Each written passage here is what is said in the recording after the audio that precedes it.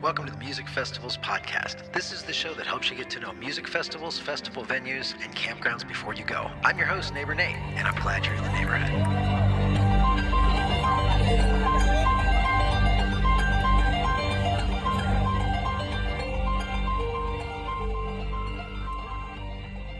Hey, you neighbors, welcome back to episode number 56 of the Music Festivals podcast. This is the show that helps you get to know music festivals, festival venues, and campgrounds before you go. And as always, I am your host, Neighbor Nate. My guest today is not only a good friend of mine in the Acoustic Hookah family, but he's also a hell of a good festival organizer in his own right. And that is because he runs Lazy Jam, and it is coming up next month on September 18th through the 21st, and that's in Hartsville, Indiana at the Lazy Acre Farms. And this is going to be Lazy Jam number 7. It's in its 7th year, and for a small festival, that is definitely a big milestone. So I am delighted to welcome my good buddy, OJ Wilson, to the podcast today here in just a few minutes. But before we get to that conversation, I want to give a shout out to our friends at D-Law Coffee. Hey y'all, it's Drury from D-Law Coffee Company. Let's take it from the beginning. Hi, my name is Drury Anderson, and I'm a 21-year-old musician from Alabama. Music has always been a part of me, and I'm super lucky to be traveling around touring with my best friends. Whether it's playing music or putting together something for my friends, I've always been passionate about the power of a shared experience. As some of you know, touring around the country involves a lot, and to me, good coffee is essential to staying fueled while on the road. After consulting with friends in the business, I decided to give it a go. My goal is simple: get coffee to people all over who need it the most. So whether you play music, love music, or your passion lies somewhere else, D-Law Coffee is here for you. Fuel the music.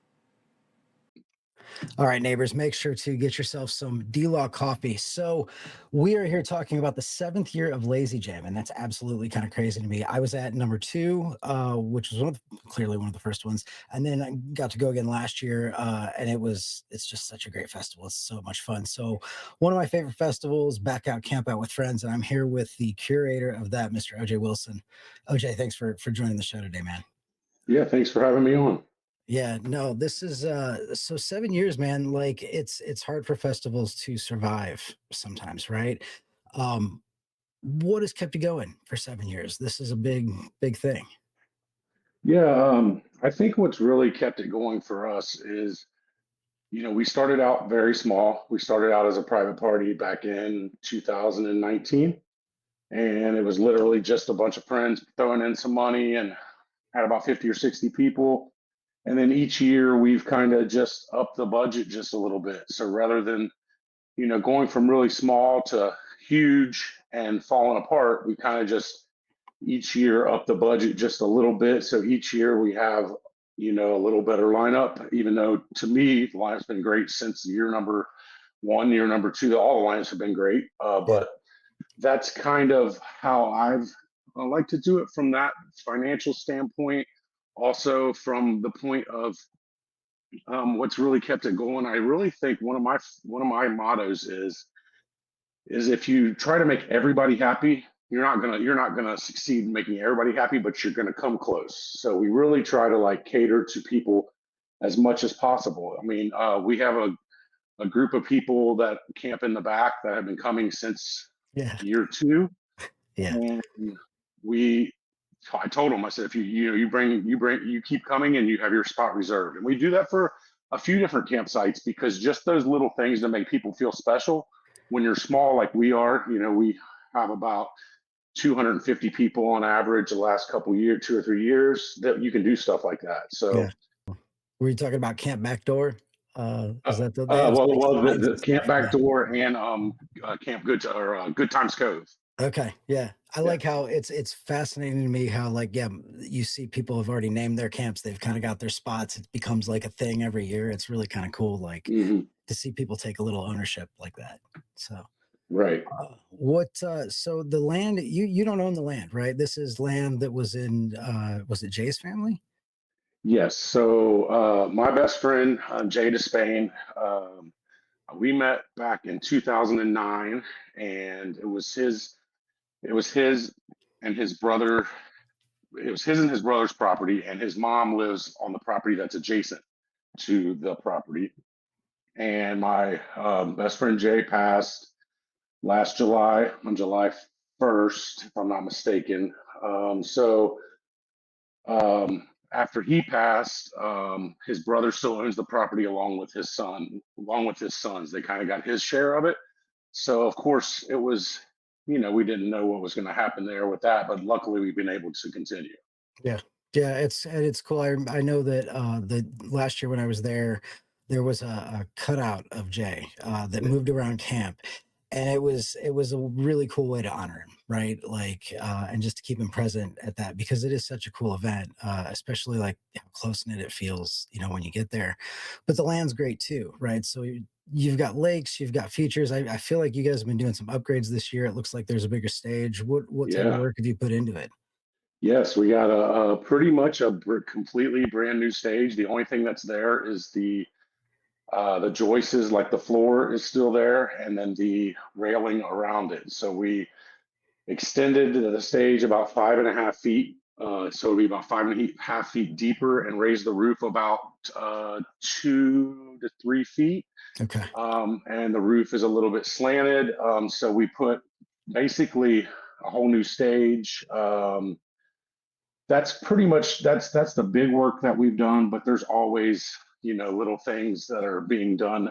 Of course, when you have property like that, for instance, when I was just out there a couple weeks ago, there was a huge hornet's nest up in the security lamp, Oh Lord. the bulb. It's like the biggest one I've ever seen. So we just had the bug lady out there today, actually. Let's see, yesterday was her first day out. She had to spray. She came back today to give her the hornet. So it's an ever going, always something that you have to do. And of course, with all the trees, they've had a few tornadoes that have came through that area. So the clearing of trees, always that kind of stuff.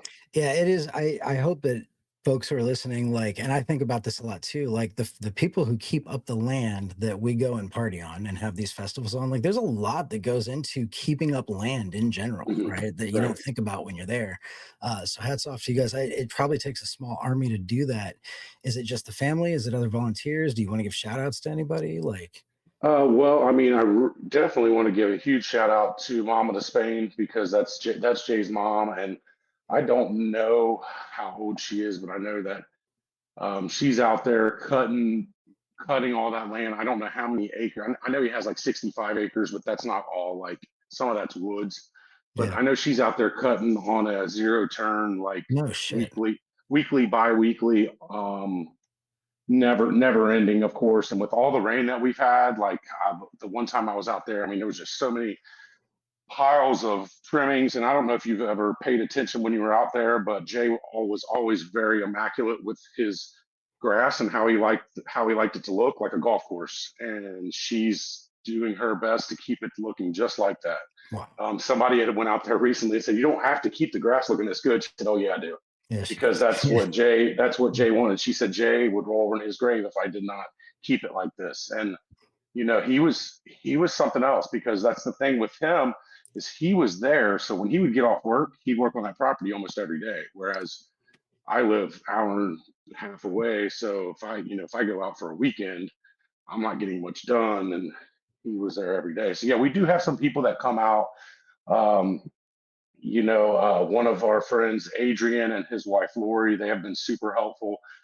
Mike Smith is out a lot. I don't want to leave people's names out, because there's a big group of people that have came at different times. So it does Yeah, take an army, and I'm very, very grateful, because it's always that was one of the questions. When Jay passed, is how are we going to do this? We live an hour and 45 minutes. I'm sorry, hour and a half away.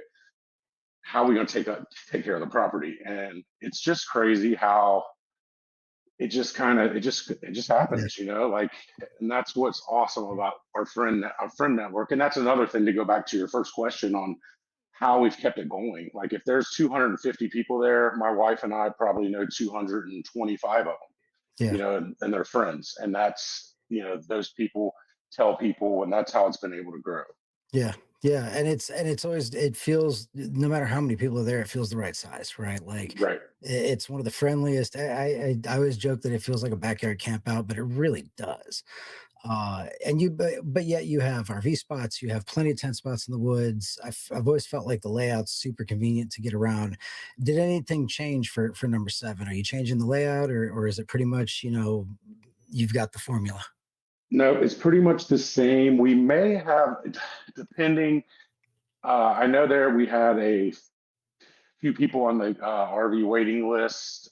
So we may open up a couple spots down by Jay's mom's house. That's actually just down over the hill.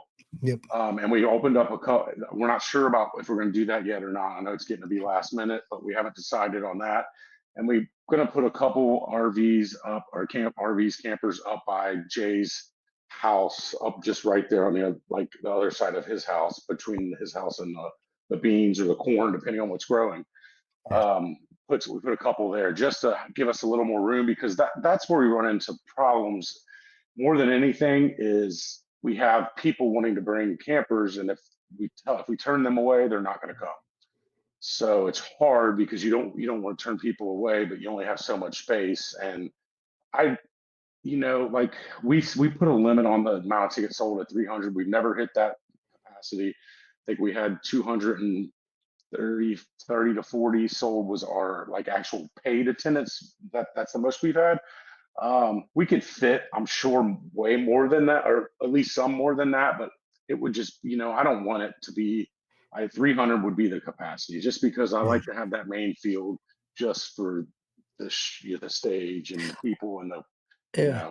I mean, that's a constant problem with festivals is you start as something, it gets really good, and then because it gets really good, it wants to scale on its own, and then you run the risk of losing what got you there in the first place too. right, And you've seen that happen over and over. right. But you guys, I mean, yeah, you can tell that you keep investing. The lineup is just super hot this year. And I just got to run down this. So Thursday we've got Tape Deck. I've never seen them, but I've heard good things. Friday's Magnolia Boulevard. So like they were there. There's a weird story around this last year. They were kind of impromptu last year, or what happened? What went down? So 2 weeks before Lazy Jam, almost to the day, I got a email from Munyon's manager, basically stating they were going to have to cancel.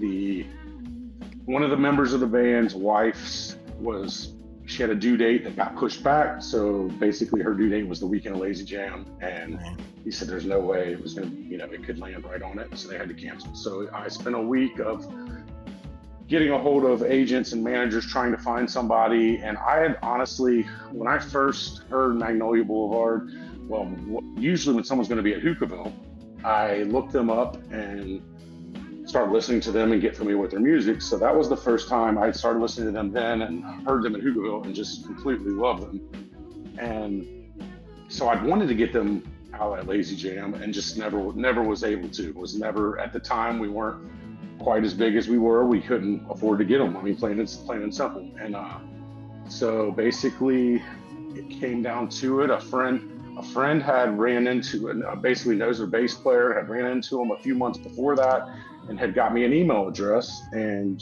I almost didn't take it. I said, well, my lineup's good. I can be kind of stubborn. She said, just take it, just in case. And so I did. And I'm like, right when I'm looking for all these bands, I'd spent nights upon nights of looking, emailing. I'm like, oh my gosh, I had that email. I gave them the offer and they took it. Like literally a week before Lazy Jam, I gave them this offer. They took it, and they were playing that night at the Liberty Theater in Lawrenceburg. And at that time, the Liberty Theater was pretty new. So they were able to play Lazy Jam from noon to 2, and it was like 95 degrees, like It the was hottest so damn day hot. ever. Yeah. And then they were able to go to Lawrenceburg as well. So they were able to get 2 gigs in one day, which was a part of the reason we were able to get them as well. Yeah. It just worked out. Well, they honestly, for me, they were one of the performances of the weekend. Last year was great. It was One Under, which was amazing. But Maggie's something else. I do want to give a shout out to my friend Jason Falls and Francesca Frank. They just interviewed Maggie. Their Magnolia's coming out with a new album right now. In fact, I think it's out at this point. I don't recall the name off the top of my head. November 28th, it's coming out. Okay, November 28th. So well, I'll definitely put that in the show notes, but also go check out, and I'll put this link in the show notes, Roots Music Rambler podcast with Jason Falls and Francesca did a great interview with Maggie, and she's a hoot, right? But then she sings and you get mesmerized. Like you're like, holy shit. But and then Hot Like Mars too is also Friday. So that's somebody I'm not familiar with. Talk about, Hot Wow. Like Mars. Yeah. Oh, yeah, they're going to be, I'm calling it now, the surprise of the weekend. They're going to be, yeah, everybody's going to be blown away because they're, let's see, let's just say funk mixed with soul, mixed with jam, mixed with some Bob Marley. I mean, you name it. Like it's, I mean, I've seen them 2 or 3 times. My wife, Lisa, went with me once, and she said, I haven't danced like that in a long time. Like, Yeah. all I know is people better bring their dancing shoes because they get down, and it's Yeah. probably going to be the danciest 2 sets at Lazy Jam ever. I mean, it really will be, I believe, because they are just so fun, and just Friday as a whole. I mean, Austin, the City Experience starts the day out. Yeah. Then we have Magnolia Boulevard, and then we got Hot Like Mars. Like it's just boom, boom, boom. And that whole day, like, the whole weekend, but just starting out, if we're just talking about Friday, like Hot Like Mars is going to be a great, closer to that day just because they're fun. They're just really good. They got a keyboard player that kind of stands out front and the middle. And they have 2 guitar players, bass and drums, and they're all like, I don't think any of them are like Berklee College of Music musicians, but they're good enough to be Yeah. if they're not. Yeah. They're excellent musicians. Well, and I can't believe I forgot Austin and Sid too. Just an amazing group that's come together and really started to just kind of blow up all over the place in Right. 2025, which is well deserved. But really excited to see them because like the moment when Sid came on, they did what, the acid funk intro or whatever it was, and seeing all the ladies out on the 95-degree, concrete dance floor with the fans, it was a really cool moment. Because I feel like that's very much like Sid's signature, right? Like that in the Yes. hookah crowd, that started with Sid, which was Right. pretty cool. And then Almond Butter Band was somebody I saw. I can't think that was might have been the second one or something, but Yeah. I've seen them at Lazy Acres. Yes. This will be And their then third time there, and the first time was the second one. Yeah. yeah, and very easy to guess that they tribute Allman Brothers, but excellent. I mean, and I will say this too. Like, I have a lot of respect for the Allman tributes because that is hard shit to figure out and play. To really do homage to it, not easy at all. Right. And You know? Jim, the singer, Jim Peltz, like if you have a voice that sounds that much like, like Greg Allman, you have to sing it. Like it's Right. like, you wake up one day and you're like, whoa, why haven't I been singing this? Because I don't know how long, they haven't been playing this Almond Butter Band for that long, but he's just so good. And this year we actually have a special treat with them. So they usually have 2 drummers, and this year they're going to have 2 drummers and a percussionist. So they Oh, nice. do that sometimes on their big shows. They'll Yeah, have 2 drummers and a percussionist. Well, for Lazy Jam, they're going to have that. So that's cool. That's cool. it honestly adds just that little extra, just like the Allman Brothers had the 2 drummers and the percussionist, and they go from being great to really great. Like, Yeah. dude, you'll really enjoy it. Yeah, yeah, they're a lot of fun. Is it T and or Tand? I'm not super Tand. familiar with it. Tand. All right, so tell me about them. Like you got them in a nice spot in the lineup. What do they do? So Tand, they're out of Florida, and they're jam band.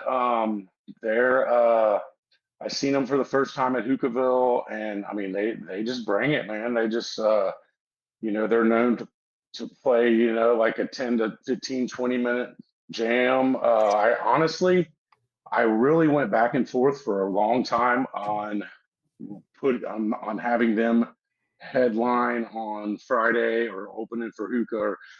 It was kind of crazy this year because when you have a lineup that's, I mean, of course, stacked like it is, it's a great problem to have, but I'm like, who do I put where? Like, a lot of times, you're like, okay, well, I'll put this band here, put this band there. And with this lineup, any of these bands could have been the headliner.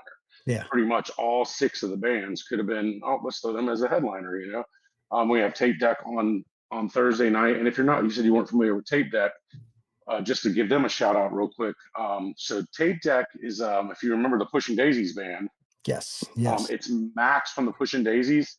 it's him and his mom and dad and brother, and then a keyboard player and a drummer, and they do all like covers from anywhere from the 60s till now. So Oh, it's nice. stuff that all of us love that you don't ever hear at a festival.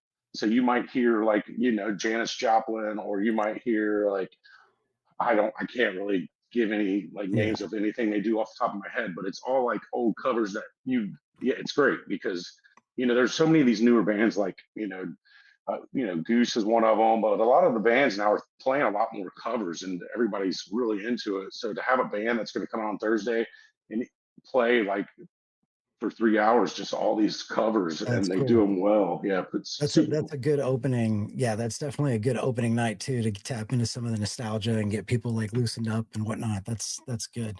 Right. And then we're ending the weekend, and I know this has been like we've talked about this, where you've talked about how this was a personal goal of yours, but Acoustic Hook is going to headline. So you finally did it, man! Congrats. That's awesome.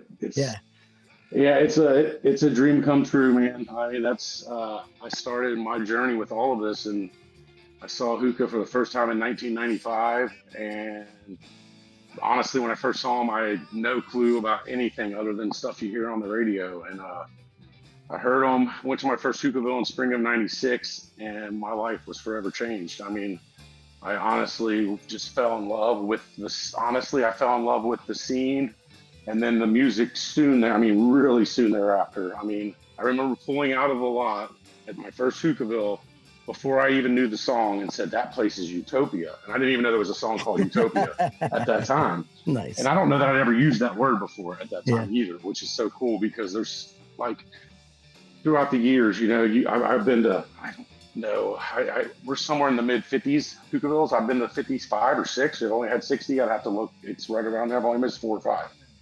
And to even think that right now we're getting ready to have them at our festival it's so crazy. I mean, it's a dream come true for sure. And it's very bittersweet because that was Jay's dream, that was our dream. And honestly, when we started this festival, when he would mention it each year, and I'd always think, yeah, but that's probably not going to happen. yeah, I really didn't know that it would ever happen. And he made a comment um, 2 years ago. He said, "Well, we've had John Mullins on the stage, we've had Ed McGee on the stage, we've had Dave Katz on the stage. Now we just need Steve Sweeney."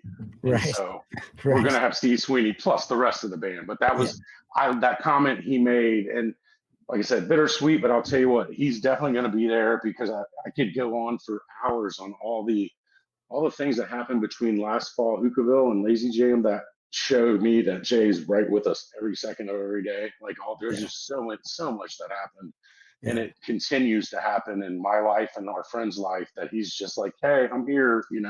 yeah, So yeah. it's And it's he'll super be cool. there. He'll be in the music, Yeah, and you mentioned, I think you mentioned this last year. He's kind of always on that land, right? Like he's in the trees, I think you said. And it is interesting. You can. I never knew him, but you can feel the respect and the love and everything for the guy, and that's really admirable.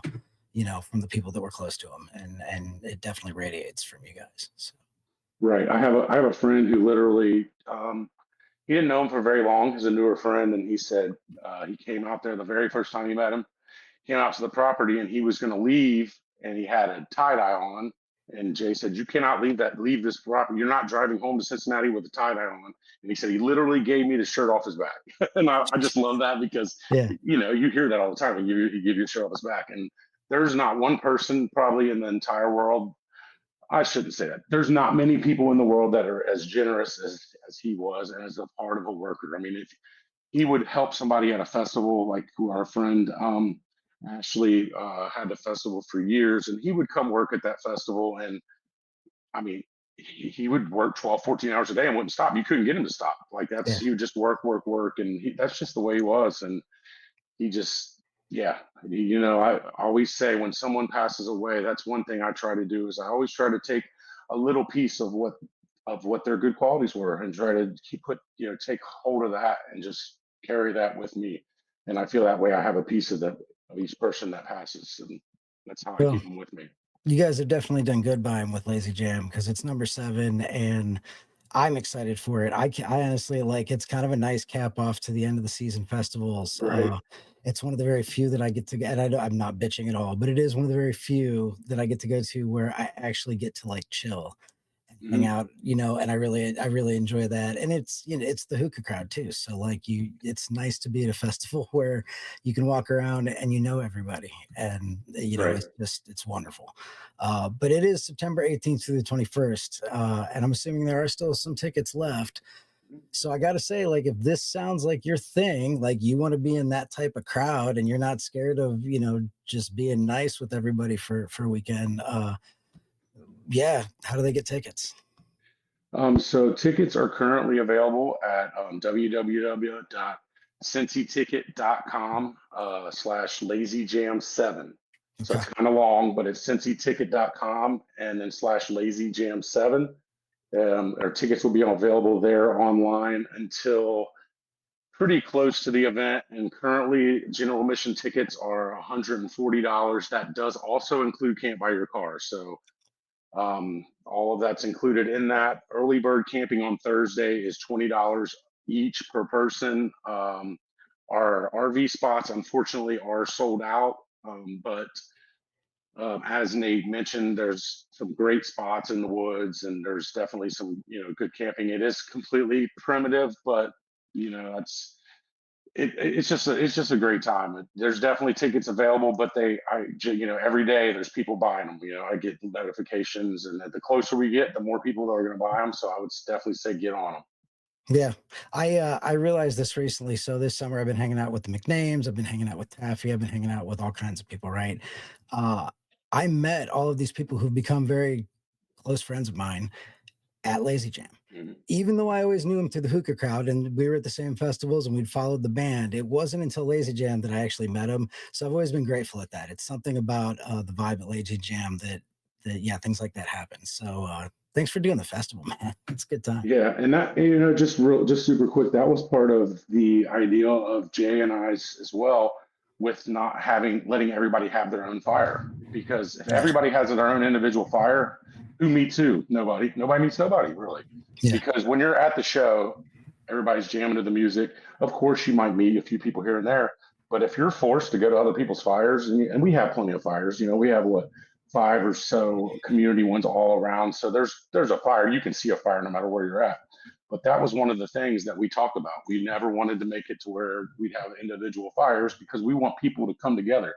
I mean, John Mullins said it best: gather around, yeah, warm yourself yeah, by the fire. And yeah. And the that's music that happens afterwards is just stellar. Like it's awesome. So mhm. yeah, no, I'm excited about it. I can't wait to get there. I'll definitely be there the whole time. And hats off to you, man, for doing good work on this and keeping it going and the new stage and yeah, it's gonna be a banger. Yeah, well, thank you so much. We really appreciate your support and all your help as well. Cheers, brother. Yeah, and I'm looking forward to seeing you at Hookahville. All right, you as well. Special thanks to OJ and all of the great folks who care for the land out at Lazy Acres Farm and who have kept Lazy Jam rocking into its 7th year.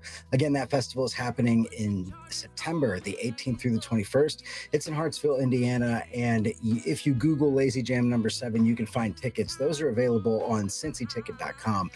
Also, check out episode number 49 of Roots Music Rambler. That's the podcast done by my friends Jason and Frank, and they've interviewed Maggie Noel from Magnolia Boulevard. It's a hoot of an interview, and they've got a lot of stuff going on as a band. I think they're going to be great, and I can't wait to see those guys play at Lazy Jam.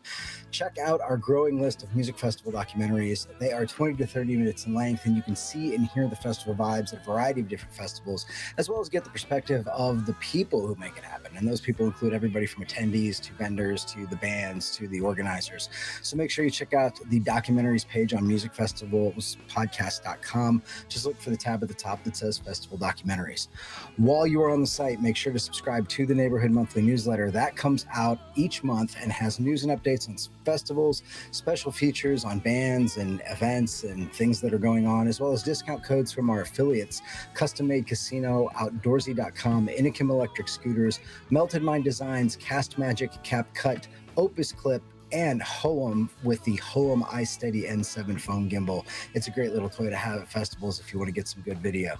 And as always, thanks to D-Law Coffee and Drury Anderson for supporting the podcast. Get your own bag of D-Law Coffee at dlawcoffee.com and fuel the music. Next week, we have Brownwind Keith Hines. I'm really excited about this interview. In 2024, she released her first solo vocal album, I Built a World, which earned a Grammy nomination for the Best Bluegrass Album. So we're excited to talk with her about that, as well as everything else that's going on. There's a lot going on in Brownwind's world right now. I just saw her play at Grassfire with Kyle Tuttle Band. So yeah, I'm excited to share that interview next week. If you are listening to the audio podcast, thank you very much. Please go ahead and rate the show on Spotify and Apple, and then head directly over to the YouTube channel and subscribe there to make sure that you get all of the videos, including the festival documentaries. Much more fun to watch this stuff than it is just to listen. Join the conversation with your neighbors in the comments on YouTube, or you can visit the Music Festivals Podcast Facebook page and talk with folks there. Or you can find me on Instagram at NeighborN8Fests, right down there, or at Nate Riggs. That's my regular account. But as always, I am Neighbor Nate. I'm your host, and I hope to be your neighbor at a festival very soon.